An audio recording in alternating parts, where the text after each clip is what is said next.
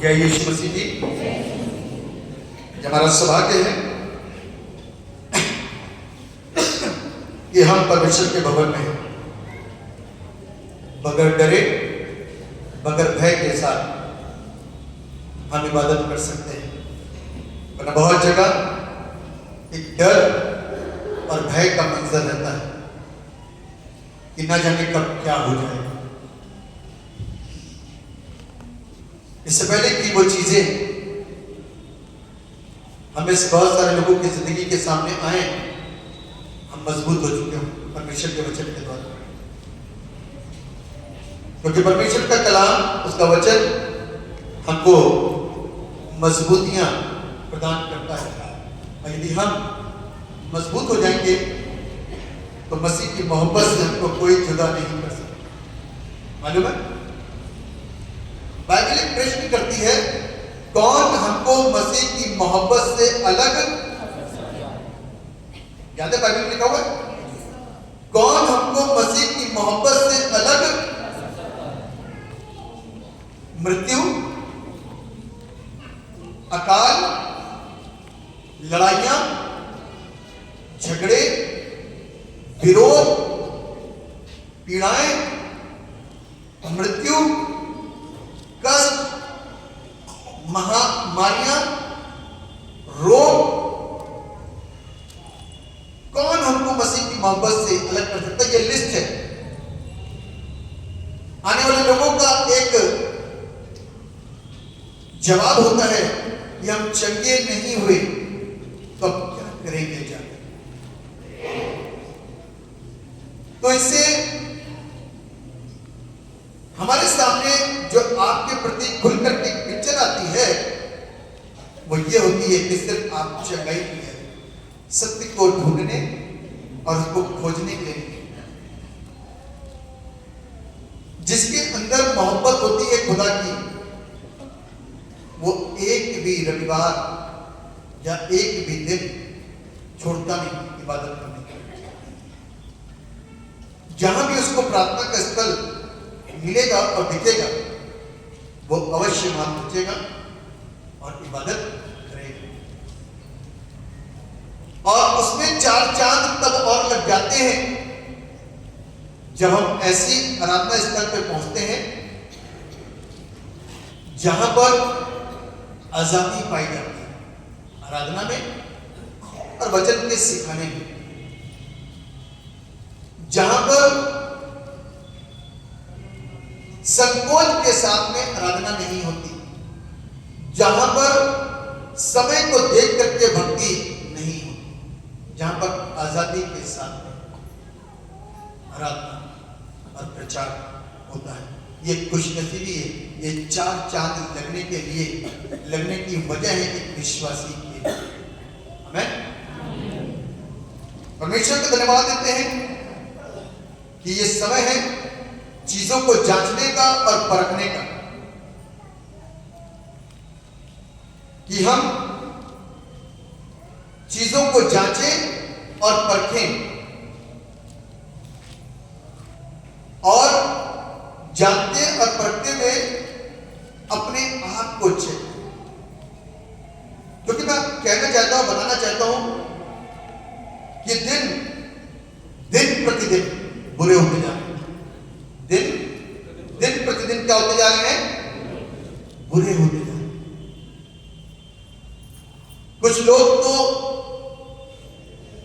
सताव नहीं हुआ लेकिन YouTube में देख देख करके डरना शुरू कर दिया। सताव नहीं हुआ है लेकिन YouTube में देख देख करके डरना शुरू कर दिया। ये अब क्या होगा? मैं इस बात पर विश्वास करता हूं, जिस खुदा की हम इबादत करते हैं ना, वो बहुत बड़ा और प्रबल है। आमीन। इसलिए तनाव से, जो टेंशन हमको जाती है, इससे, बीमारियों से, दुष्ट आत्माओं से कह दो जो हमारी ओर है वो बहुत बड़ा है। आमीन। जो हमारी ओर है ना वो बहुत बड़ा है। कब तक? बाइबल कहती है कि परमेश्वर ने हमको इतनी समस्याओं में नहीं जाने दिया, इतनी समस्याओं में नहीं जाने दिया कि हम सहन ना कर सकें। पौलुस कहता है वो हमारी निर्बलताओं में हमको बल और ताकत और कुवत और सामर्थ प्रदान कर। इस बात को हमेशा ध्यान रखिएगा कि आपको आपके परिवार का कोई बंदा नहीं देख रहा होगा, माँ बाप, भाई बहन, पति पत्नी, बच्चे नहीं देख रहे होंगे, लेकिन वो देख रहे हर वक्त, हर समय, हर लम्हे उसकी निगाहें हमारे ऊपर लगी हुई है, उसका कैमरा हमारे ऊपर फिट है और हम चुप करके पाप करते हैं। कैसे करके? कैसे करके? चुप करके पाप करते हैं। बेटा सामने करके बैठ जाओ, ये घूम चुप करके पाप करते हैं और सोचते हैं पापा ने भी नहीं देखा, मम्मी ने भी देखा, भाई ने भी नहीं देखा, बहन ने भी देखा, पति ने भी नहीं देखा, पत्नी ने भी नहीं देखा, बच्चों ने भी देखा। लेकिन ये भूल जाते हैं कि जो बनाने वाला है, जिसने हमारे ब्रेन को बनाया, वो हमको और आपको क्या करता है? हर वक्त उससे हम छिप नहीं सकते। उससे क्या कर सकता? 7 कमरों के अंदर जाकर के यदि कोई षड्यंत्र और कोई योजना, कोई पाप कर रहे हैं ना, वहां भी वो आएगा और हमको और आपको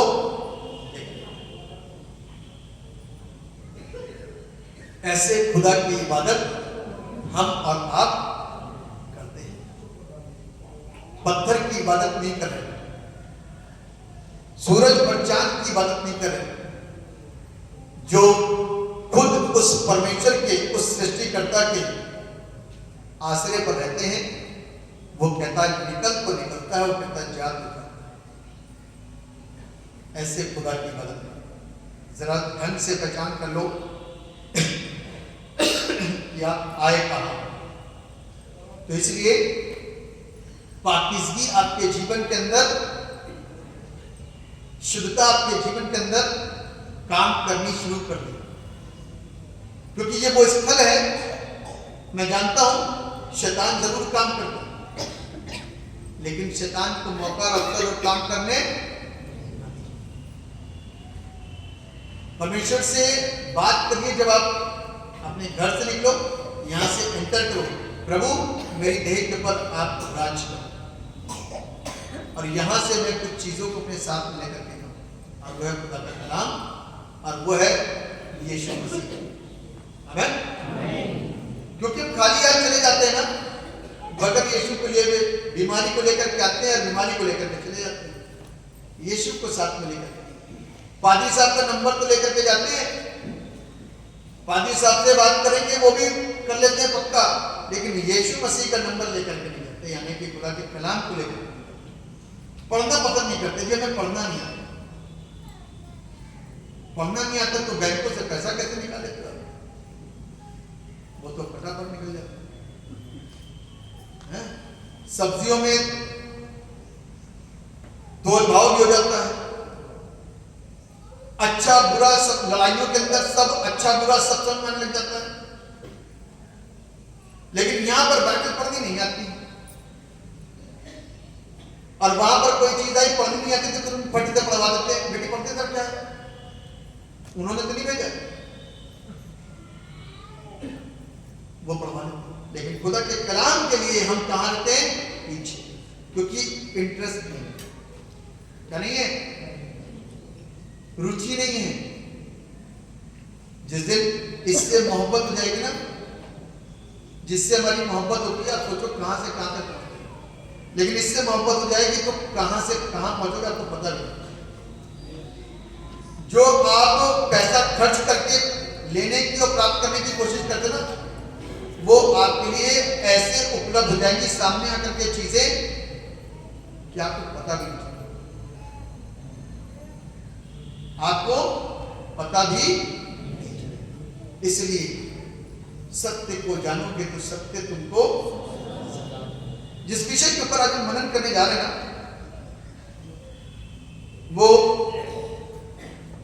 मरकुस की पुस्तक उसका पहला अध्याय उसके 9 पद से लेकर के 13 पद तक में पाया जाता है। दूसरा हिस्सा उत्पत्ति 3 उसके 1 पद से लेकर के 8 पद तक में पाया जाता है। तीसरा हिस्सा रोमियो का 5 उसके 12 पद से लेकर के 19 पद तक में पाया जाता है, जिसका शीर्षक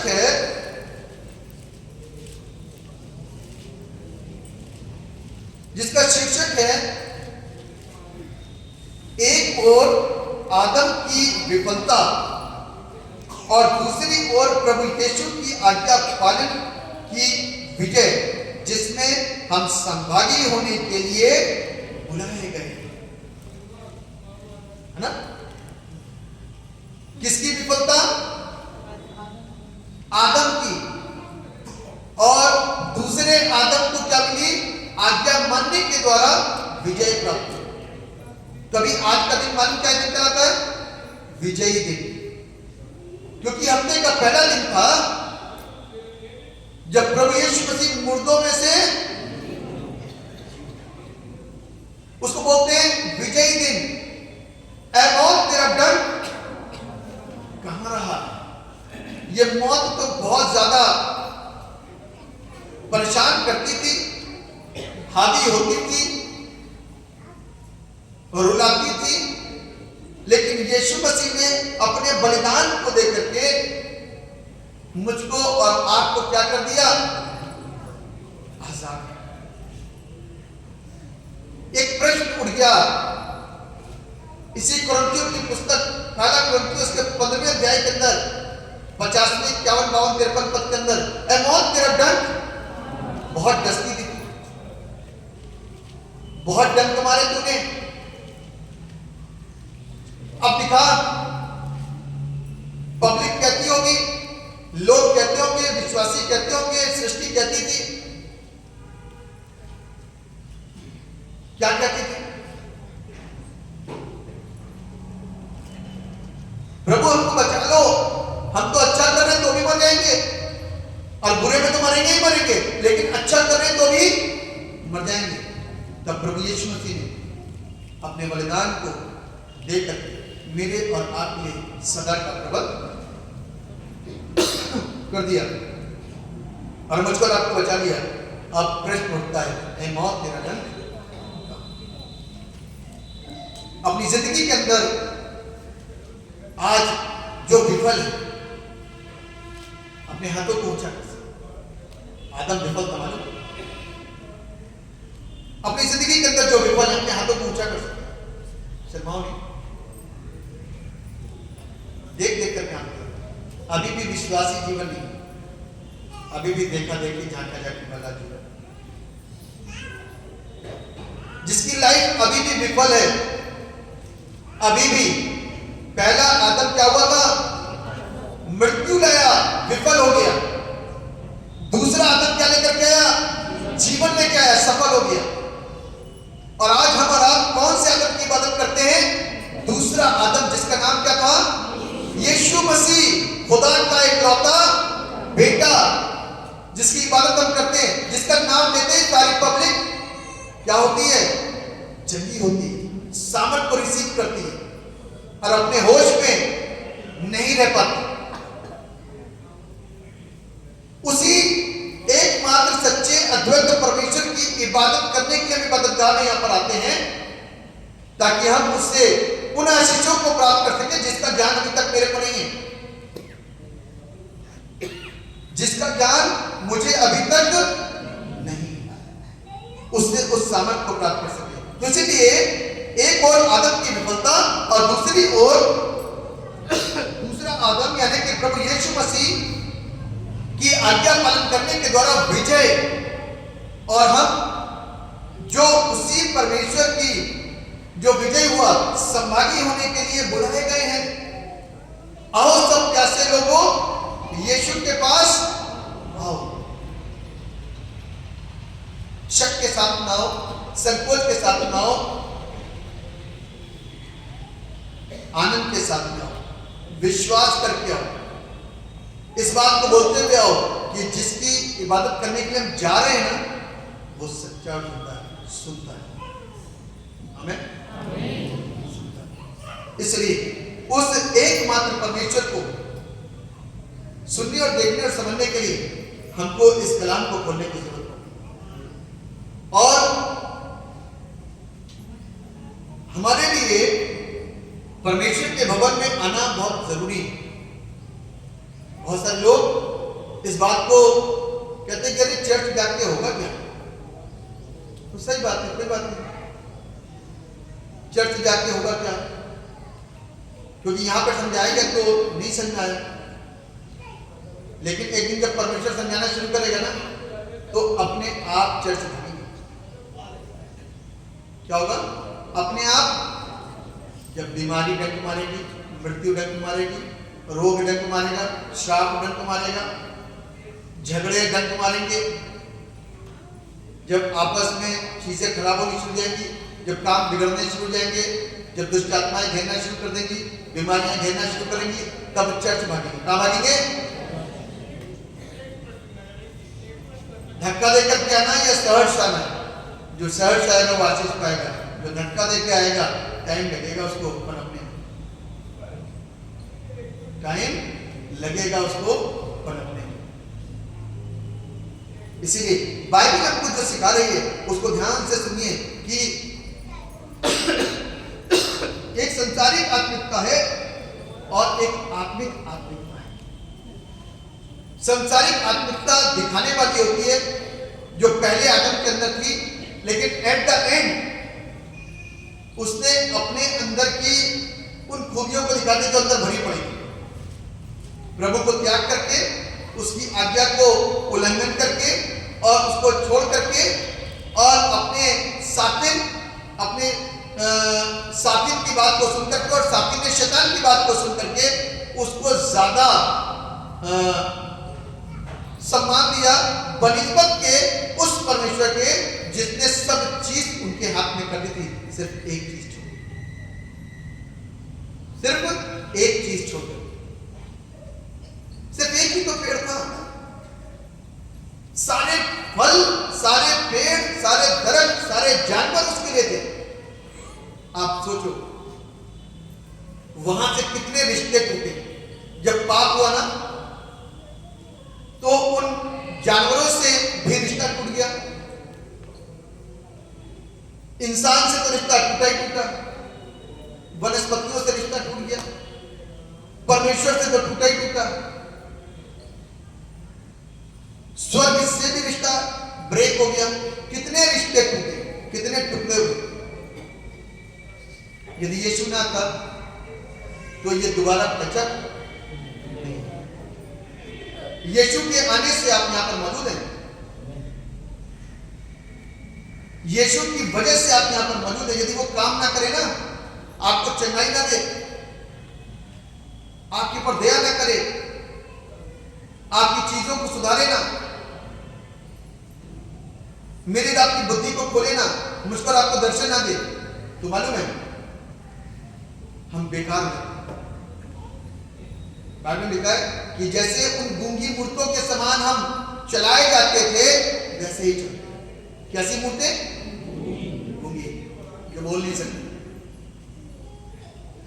जैसे उन गूंगी मूर्तों के समान चलाए जाते थे ना वैसे ही चलते थे, वैसे।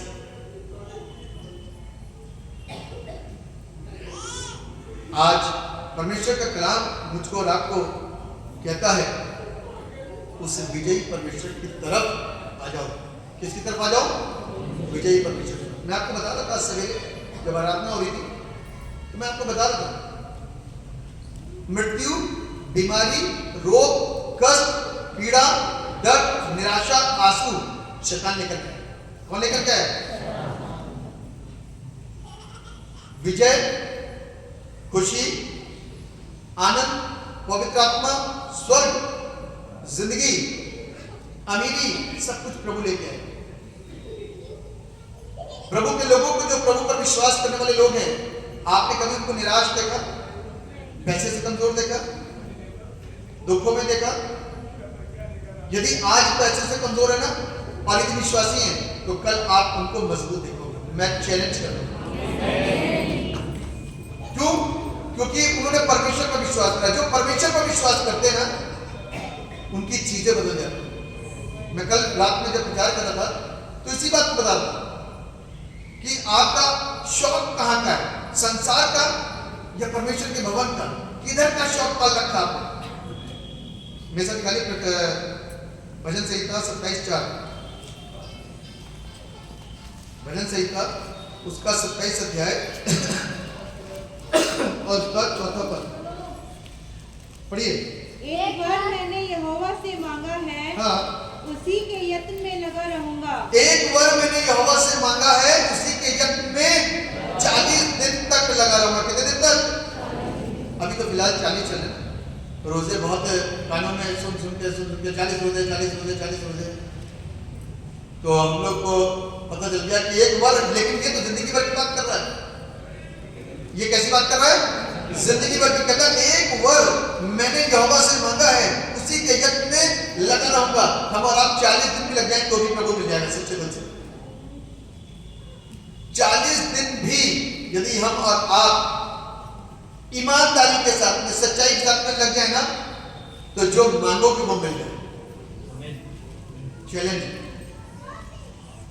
लिखा हुआ है कि मैं जीवन पर यहोवा के भवन में। आप कहाँ रहना चाहते हैं, बड़े बंगले में कि छोटे वाले बंगले में? ये तो दाऊद की तो भाषा ही अलग है। ये तो कहता है यहोवा के भवन में रहना चाहूं। बच्चे, किसी को कोई अमेरिका भेजने की कोशिश कर रहा है, कोई कनाडा की तैयारी कर रहा है, कोई बाहर भेजने की तैयारी कर रहा है, कोई दुबई भेजने की तैयारी कर रहा है। वो वहां रहना चाहते हैं, लेकिन हम कहां रहना चाहते हैं? परमेश्वर के भवन में। क्योंकि जब इससे जुड़े रहेंगे, इसके निकट रहेंगे, इसके पास में रहेंगे, तो हमें मालूम है कि ऐसी आशीषों की बारिश मेरे और आपके ऊपर होगी जो अमेरिका में नहीं होगी, जो दुबई में नहीं होगी। आप पाप में और अलग पड़ सकते हो, गुनाह को और अधिक कर दोगे, पैसा जो मिलेगा ना उससे पाप बढ़ सकता। आपको कौन मौका देगा? जितनी सीरियसली आराधना हमारे इंडिया के अंदर हो रही है, मैं नहीं सोचता कि बाहर होती होगी। जितने समर्पण के साथ हमारे भारत के अंदर आराधना हो रही है, मैं नहीं सोचता होती होगी, लेकिन इस तरीके से नहीं होती। इसलिए परमेश्वर का विशेष ध्यान भारत के ऊपर है। इस बात के ऊपर विश्वास करें। ये नौकरी, वो नौकरी, ये बेस्ट, ये अच्छा, ये अच्छा, ये अच्छा, ये सुंदर, ये सब कुछ हमारा नजरिया वही आता है। लेकिन आपको बताना चाहता हूं कि मैं उस जिक्र को कभी नहीं भूलता जब लूत और अब्राहम जा रहे थे और लूत और अब्राहम के जानवरों के अंदर झगड़े हो गए। लूत और अब्राहम के दास और दासियों के अंदर झगड़े हो गए। तो अब्राहम ने इस बात को उचित जाना कि मैं अपने भतीजे से बात करूं, क्योंकि संख्या बढ़ गई, भीड़ बढ़ गई है, लोग बढ़ गए, दास बढ़ गए, दासियां बढ़ गई हैं, जानवर बढ़ गए हैं, आपस में झगड़े होने लग गए। तब अब्राहम ने अपने भतीजे को पास बुलाया, कहता लूत, तू मेरा भतीजा है, अब मैं तेरा चाचा हूं, एक काम कर, इससे पहले कि हमारे बीच में कुछ मनमुटाव हो जाए, क्योंकि हमारे लोगों के बीच में हो रहा है, मैं चाहता हूं तुझे जहां जाना है और जो जगह चुननी है उसे चुन ले। तू जहां जाएगा उसके विपरीत मैं जाऊंगा। भतीजा चाचा से थोड़ा सा तेज निकला। ये वही भतीजा है जिसके लिए चाचा परमेश्वर के सामने बार्गेनिंग करने लग गए थे। प्रभु इतने रहे तो क्या माफ कर देगा तू? तो 10 भी विश्वास माना। इसी भतीजे के लिए जिसके मन के अंदर लालच आया, ओ हरी हरी जमीन, हरियाली, अच्छा, अच्छी जगह, अच्छा स्थान, इसको चुन लेता हूं मैं। चाचा को बोलते हुए भी थोड़ा सा शर्म नहीं आ रही दोस्तों कि चाचा मैं ये हरियाली को चुन रहा हूं। आपके लिए रेगिस्तान है, बंजर जमीन है, मरुस्थल है। चाचा ने फिर भी कहा, क्योंकि चाचा किस पर विश्वास करता था? उसको परमेश्वर का भवन प्यारा लगता था, लेकिन इसको हरियाली प्यारी लगती है। इसको क्या प्यारी लगती है? हरियाली, और ये हरियाली को देख करके कहां पहुंच गया? हरियाली की जगह पर। और चाचा जी कहां पहुंच गए? मरुस्थल पे, जहां बहुत मेहनत करनी पड़ती है। लेकिन इस बात में ध्यान रखिएगा, चाचा जी के साथ में सेनाओं का यहोवा था। आमीन। चाचा जी के साथ में कौन था? सेनाओं का यहोवा था। उस समय के पश्चात में परमेश्वर का क्रोध भतीजे के शहर के ऊपर आ गया। किसके ऊपर आ गया? भतीजे के शहर के ऊपर आ गया। सदोम और गमोरा के अंदर ऐसा पाप होना शुरू हो गया जिसे परमेश्वर आज तक बर्दाश्त नहीं करता। जानते हैं कौन सा पाप था? समलैंगिकता का पाप। स्त्री स्त्री के साथ में संबंध और पुरुष पुरुष के साथ में संबंध, इस पाप से परमेश्वर को घृणा और नफरत है। जिसके चलते, आप ध्यान रखिएगा, जिसके चलते कोई भी प्रचार का काम नहीं हुआ कि अपना मन बदल लो, कोई प्रचार नहीं।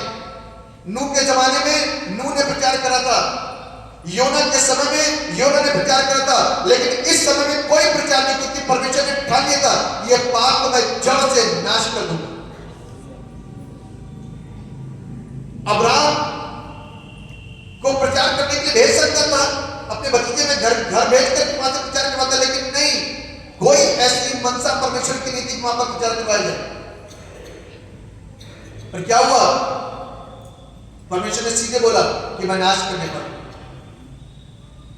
वो हरियाली आज तक, वही वाली हरियाली जिसके विषय में बाइबल पढ़ रहे थे, हजारों साल पहले कलाम लिखा गया, वो हरियाली आज तक आग और गंधक का ढेर बनी आज तक। और वो अब्राहम आशीषित रहा, उसकी बंजर जमीन पर हरियाली आ गई, क्योंकि परमेश्वर उसके साथ था, परमेश्वर ने उसको बचाया। तो अब आपको क्या चाहिए? कहां का वीजा चाहिए? आप सोचते वहां से ज्यादा पैसा आ जाएगा?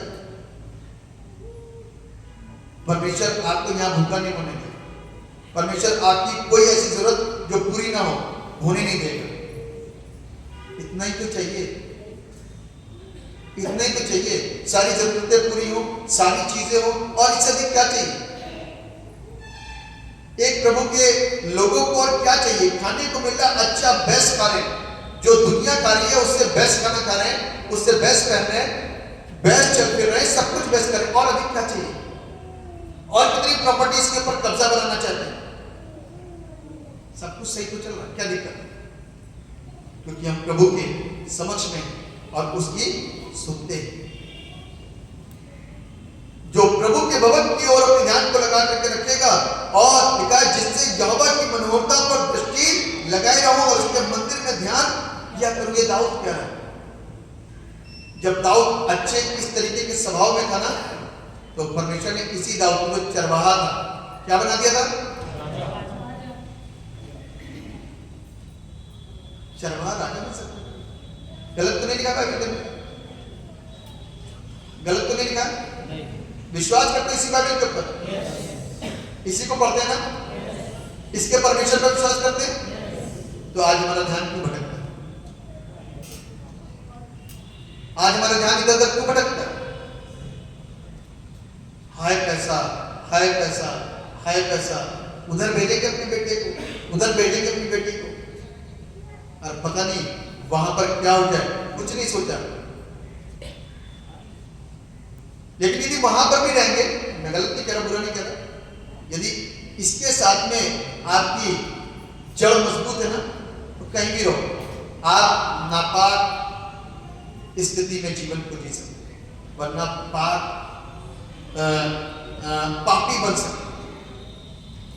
क्योंकि बाहर जब निकलोगे ना, तो आपको वस्त्र पहनने में, और वस्त्र छोटे और कम हो जाएंगे, अश्लीलता और पाप और हो जाएगा। आप और कहोगे कि हम कहां जीवन जी लो, भारत ही में हो, हम बाहर ब्रॉड माइंडेड हैं, और पाप ज्यादा हो जाएगा। जिसके जीवन के अंदर यीशु मसीह नहीं, उसकी जिंदगी क्या होगी? यूसुफ को उठा करके क्या बना दिया गया? विश्वास करते हैं, बाइबल में लिखा है ना, कहीं और तो नहीं लिखा है? सच्चा कलाम है, तो भी विश्वास नहीं, तो भी अपनी बुद्धि का सहारा। शुरुआत से प्रभु से प्रार्थना करो। जब बच्चा छोटा होता है, प्रभु आपके हाथों में रहेगा,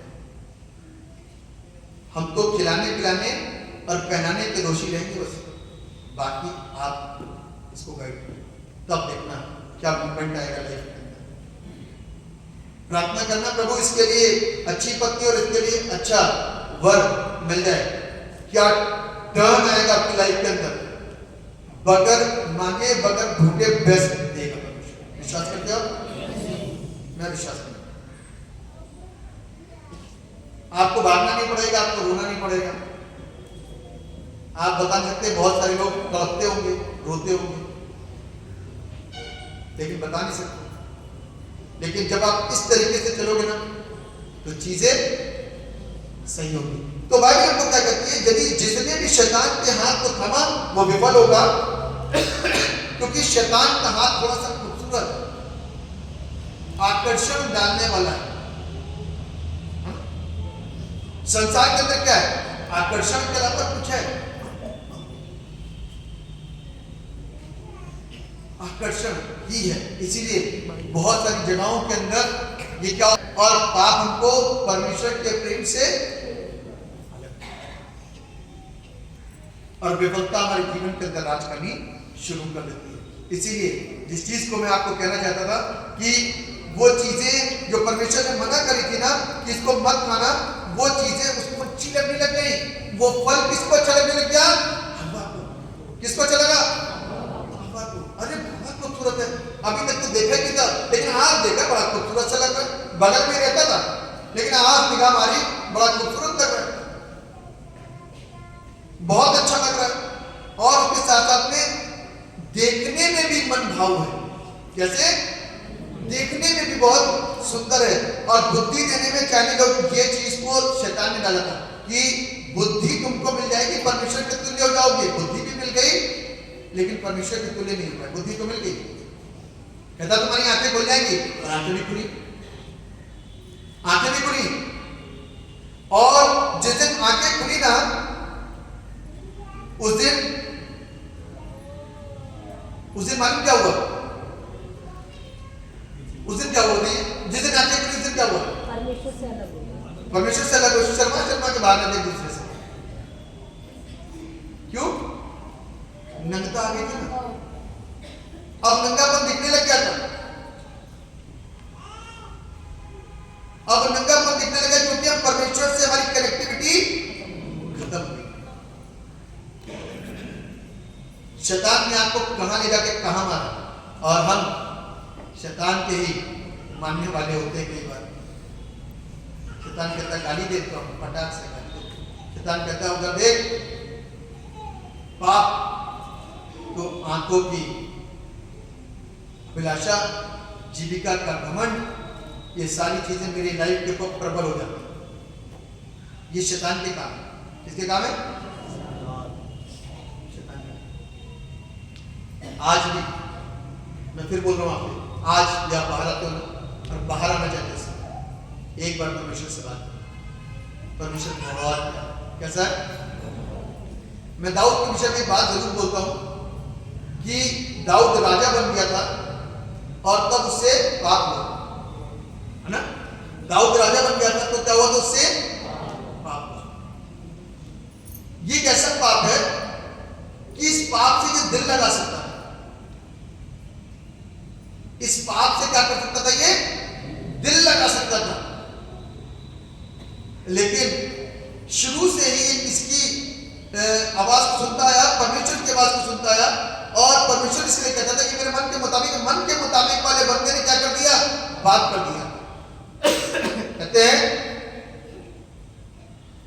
दृष्टि हटी, दुर्घटना। जहां परमेश्वर से कनेक्टिविटी हटी, वहीं पर क्या हो गया? पाप हो गया। लेकिन बहुत जल्द एक पाप के अंदर उसको एहसास हो गया कि मुझसे बहुत बड़ी गलती है, और वो तुरंत रिपेंट करा।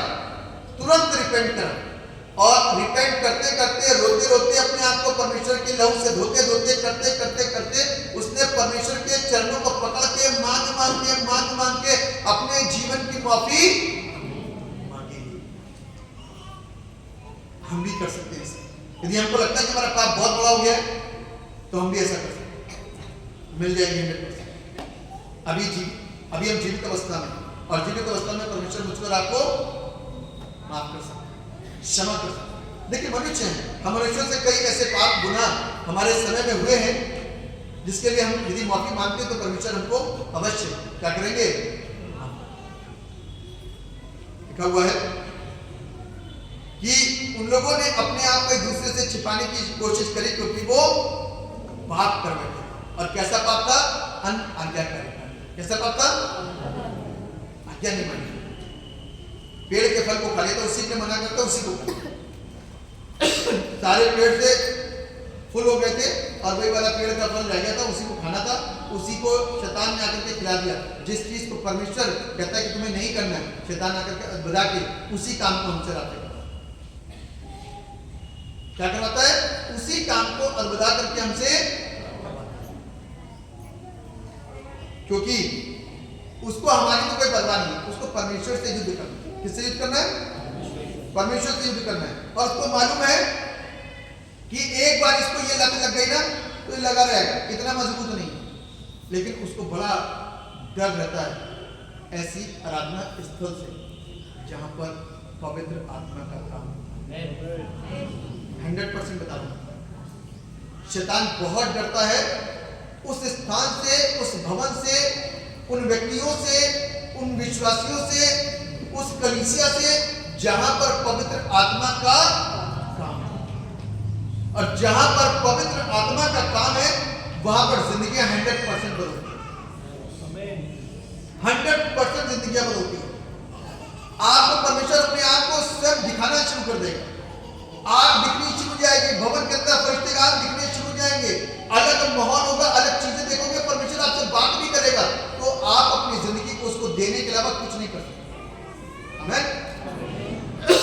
अपनी जिंदगी को उसे सौंपने के अलावा कुछ भी नहीं कर सकते। आपके पास कोई ऑप्शन नहीं। फिर बाहर की जिंदगी आपको पता चल जाएगी ये तो नकार ओढ़े में एक ऐसा पाप है जो हमको रुझान में लेकर के आता है और हमसे पाप डेली करवाता है, लेकिन ये तो सच्चाई है। आमीन। ये तो सच्चाई है, पवित्र आत्मा एक सच्चाई है, परमेश्वर सच्चाई है। और इस सत्य को देख करके, इस सत्य को समझ करके, इस सत्य को एहसास करके आप अपने आप को रोक नहीं पाते और उस सच्चाई के पीछे चलने लग जाते। आमीन। और उसी दिन से जनरेशन बदलनी शुरू होती है, उसी दिन से नस्लें बदलनी शुरू होती है। लोगों का प्रश्न होता है, बाइबल में लिखा हुआ है कि मैं आग लगाने के लिए आया। आग तो लगेगी लगेगी। आज आप आए, आपने कहा यीशु सच्चा परमेश्वर है, तुझको छोड़ के मैं किसी और की इबादत कर ही नहीं सकता, इतना ज्यादा आत्मा में भरे, लेकिन घर जाकर के कोई दूसरा कुछ और कर रहा है। अब आपस में विवाद हो गया, तुम ये नहीं करोगे, तुम ये नहीं करोगे, फिर घर में समझौता होता है, तुम अपना करते रहो, हम अपना करते रहे। इसीलिए संविधान का नियम है, जो जिसको अपनाना चाहे उसको, ये इसी पे तो हुआ विवाद ना हो जाए। सोचा समझा प्लान करा गया कि विवाद ना जाए, जो जिसको चाहे उसको बना। तो कल को एक चीज और होगी, तुम ये नहीं खा सकते, तुम ये नहीं खा सकते, तुमको डेली तुरई खानी है, खाते रहो जी तुरई। यही डिक्टेटरशिप होती है। ऐसा ही होगा काम।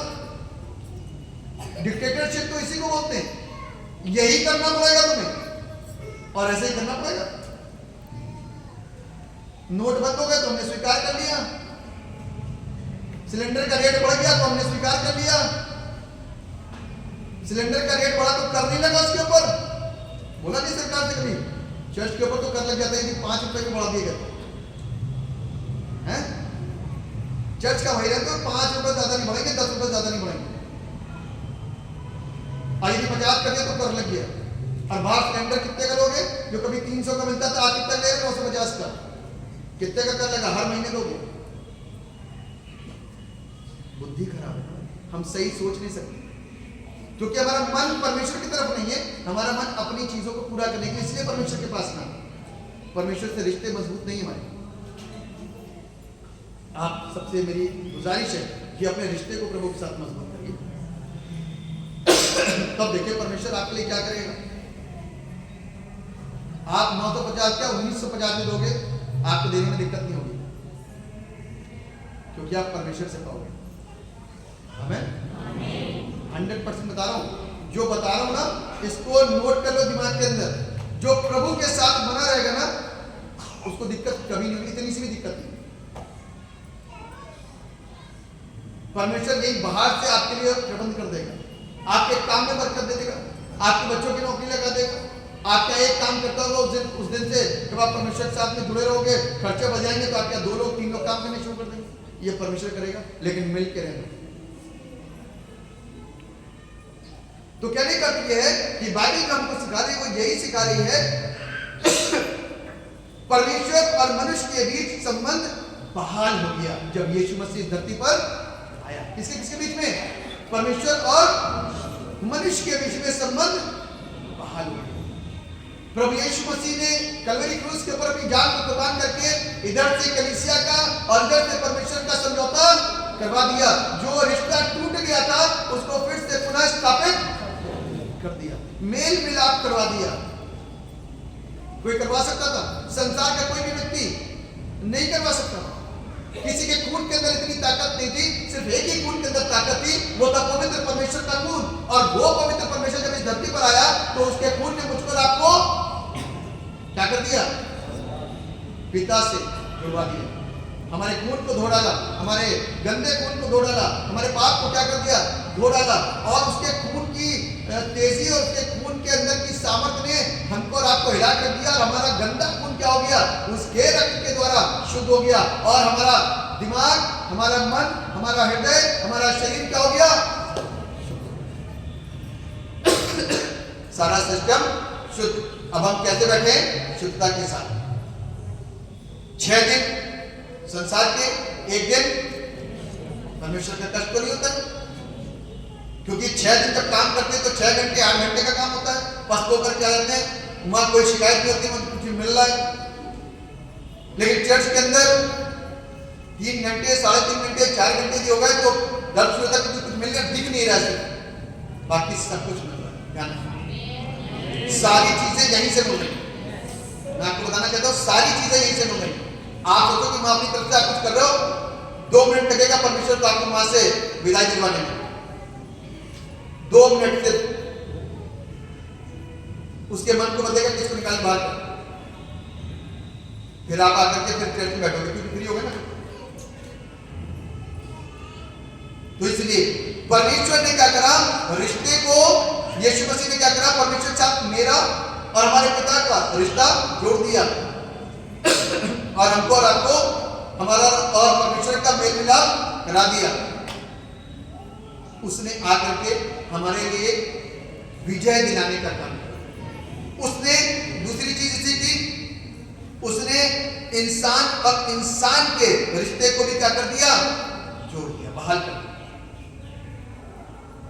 इंसान और इंसान के रिश्ते को भी क्या कर दिया? इंसानों के अंदर नफरतें, झगड़े एक दूसरे के प्रति, वो सारी चीजों को उसने क्या कर दिया? बहाल कर दिया, पवित्र आत्मा दे दिया। आज से तुम कौन हो गए? नई सृष्टि हो। क्या हो गए? नई सृष्टि। You are a new creation. तीसरी बात इसी की, मनुष्य और प्रकृति के बीच का संबंध भी बहाल हो गया। जब मनुष्य उस राजा के अंदर रहा करता था तो वहां पे सब कुछ था, लेकिन जब बाहर निकाल दिया गया तो रिश्ता टूट गया। लेकिन अब वापस से क्या हो गया? रिश्ता जोड़ दिया। और बाइबल हमको इस बात बताती है कि अंत में उस समय क्या होगा? शेर और बकरी एक साथ बैठेंगे। रात की तारीख में जबरदस्त दुश्मनी है, दुश्मनी क्या बकरी को छोड़ेगा नहीं शेर, लेकिन उस समय क्या होगा? सब एक साथ रहेंगे। इसीलिए एक विश्वासी के लिए, एक विश्वासी व्यक्ति के लिए परमेश्वर पर विश्वास करना, उस पर अपना आस्था रखना, अपना भरोसा उसके ऊपर रखना, ये मेरे और आपके लिए बहुत जरूरी है। मैं उन तमाम कमजोर लोगों को बोलना चाहता हूं, मैं कमजोर कहता हूं क्योंकि आपने अभी आगे बढ़ करके सुना नहीं है, सीखा नहीं है, जाना नहीं है। आप मजबूत हो जाइए। जो बार बार कहते हैं कि मुझको शैतान परेशान करता है, मुझको गंदे सपने परेशान करते हैं, मुझको ये बीमारी परेशान करती है, मुझको ये रोग परेशान करता है, मुझे दुष्ट आत्मा परेशान करती है, ठीक है करती है, मुझे मालूम है, मुझे भी मालूम है सारी चीजें परेशान करती है, लेकिन आप उसको कैसे हरा सकते हो? आप उसको कैसे हरा सकते हो?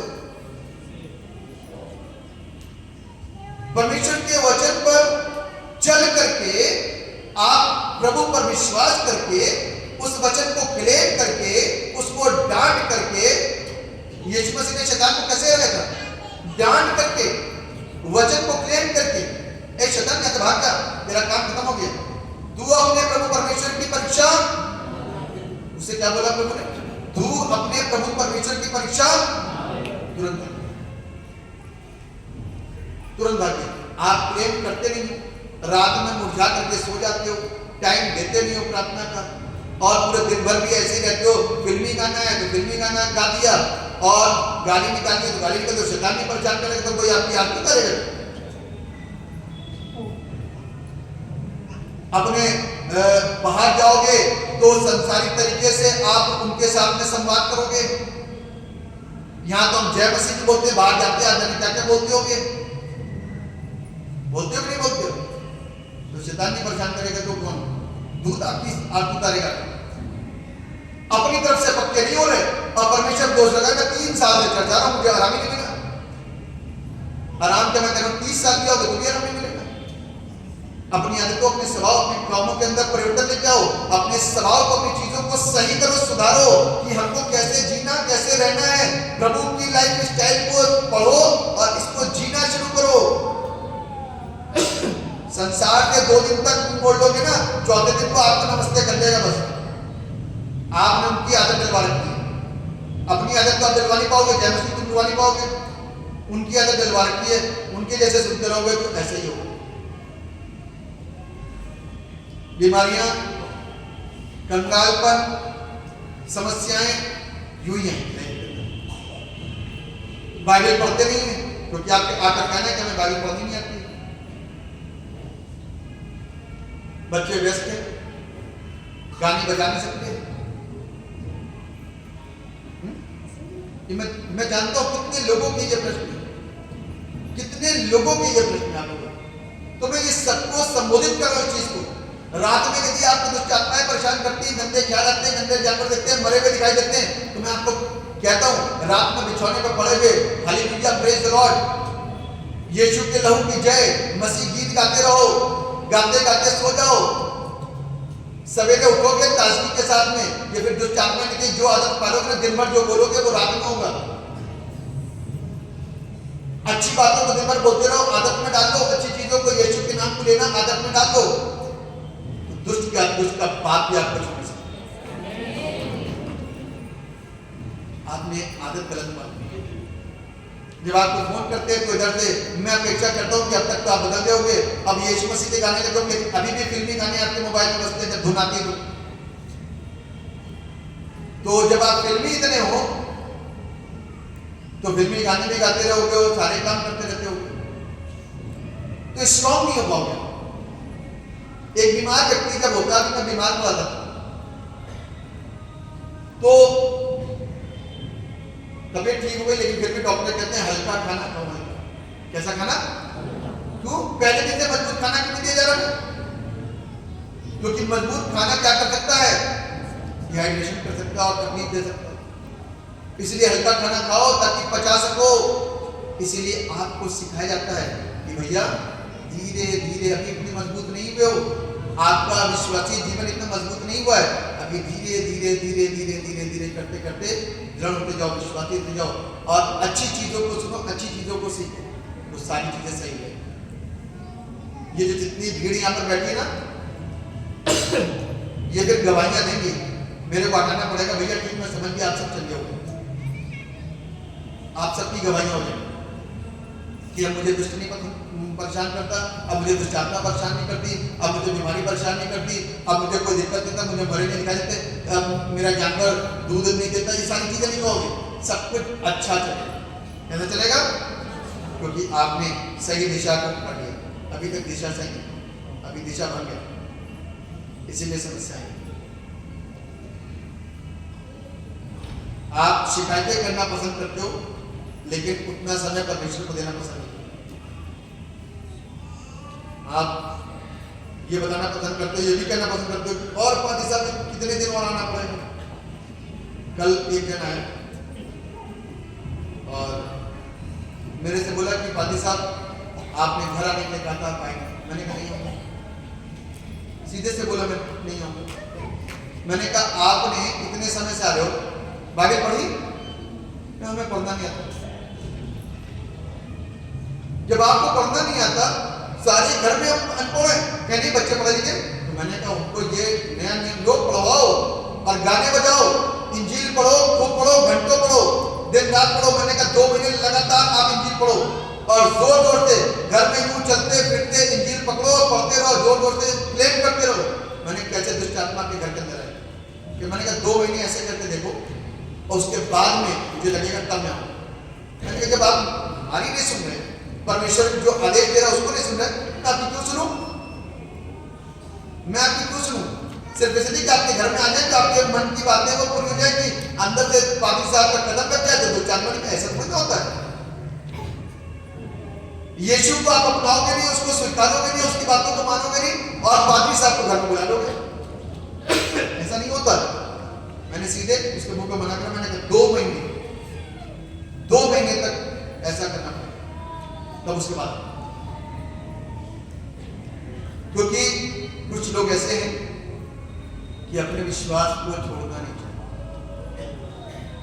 हम पादी साहब और भी चीजें पढ़ते हैं, तो मैंने कहा तो फिर यदि आप ये करते हो, अपनी दुआएं नमाज़ें अदा करते हो, तो अब तक तो आपको ठीक हो जाना चाहिए। गलत जगह बैठता हूँ, नहीं ठीक तो नहीं, मैंने पैसा। मैंने कहा 2 महीने बंद करके देखो ना, फिर ठीक हो जाओ। तो वो चीजें उनके विश्वास से बाहर थी, तो मैंने भी नमस्ते कर दिया, यहीं पे दुआ करके उनको भेज दिया। मेरे प्रियो, मेरा आपके साथ में रिश्ता प्रभु यीशु मसीह के माध्यम से जुड़ा है। ना मैं आपको जानता हूं, ना आप मेरे को। यदि आप प्रभु की सुनते हो तो मैं आपको सुन सकता हूँ। यदि आप उसकी हर एक आज्ञा का पालन करते हो तो मैं आपको सुन सकता हूँ, क्योंकि मैं बाहर का आया हूँ। मेरा आपके साथ में कोई रिश्ता नहीं, आप मेरे रिश्तेदार नहीं, मेरे कोई कुछ नहीं है। मेरा आपका रिश्ता सिर्फ प्रभु यीशु के द्वारा जुड़ा है। यदि आप प्रभु के साथ वफादार नहीं तो आप हमारे साथ कैसे वफादार रह सकते? तो आप मेरी बात नहीं, प्रभु की बातों को सुनिए। जब आप प्रभु की बातों को सुनोगे तो मैं आपकी हर बात सुनूंगा। आप कहोगे दुआ करने के लिए अवश्य करूंगा। यदि आप प्रभु से जुड़े तो मेरा आपका क्या मतलब? परमेश्वर आप पर रहम करे, आप पर दया करे, हमारे विश्वास को मजबूत करे, हमारे विश्वास को दृढ़ करे, हमको वचन का पढ़ने वाला, प्रार्थना का करने वाला, उपवास का रखने वाला और चर्च हर रविवार पहुंचने वाला इंसान बनाए। तो अवश्य कि आपकी जिंदगी आशीषित हो जाएगी, और नहीं होती तो कुछ समय के बाद में आप इन्हीं आशीषों की गवाहियां मुझे कॉल करके प्रॉमिस करो आपके साथ कि आप गवाहियां दोगे। बस सिर्फ ऐसा करके देखो, मेरे को डिस्टर्ब मत करो, आप ऐसा करके देखो, फिर देखिए आप अपनी लाइफ स्टाइल चेंज करेंगे। परमेश्वर इस वचन के द्वारा सबको ब्लेस करें। आमीन। दुआ करें। जीवित और समर्पित पिता परमेश्वर, हम आपको धन्यवाद देते हैं आपकी तमाम आशीष जो आपने हमें दी, और अपने वचन के द्वारा पिता बहुत सारे पहलुओं पर पिता मंथन करने के लिए प्रभु समय दिया, ताकि प्रभु हम लोगों से बातचीत कर सकें और पिता अपनी जिंदगी को खूबसूरत बना सकें। जब तक हम आपके निकट नहीं हैं तो इसका मतलब कि हम आपसे दूर हैं, और आपके निकट आने पर हम शैतान को अपने अंदर से, अपने बाहर से, अपने घर से, सब जगह से डांट करके भगा देंगे। यदि हमको डांटना आता है तो उसको डांट करके भगा देंगे। यदि हम उससे डरते हैं तो हम जिंदगी भर डरते हैं। और प्रभु के भवन में आने के बाद में हमको शैतान को डांटने वाला बन जाना चाहिए, ताकि शैतान हमारी तरफ और हमारी ओर मुंह तक ना कर सके। परमेश्वर आप यहाँ बैठे हुए उपस्थित सब लोगों के ऊपर दया और सब पर अपनी आशीष सारा दिन महिमा और बात देते हुए इस दुआ का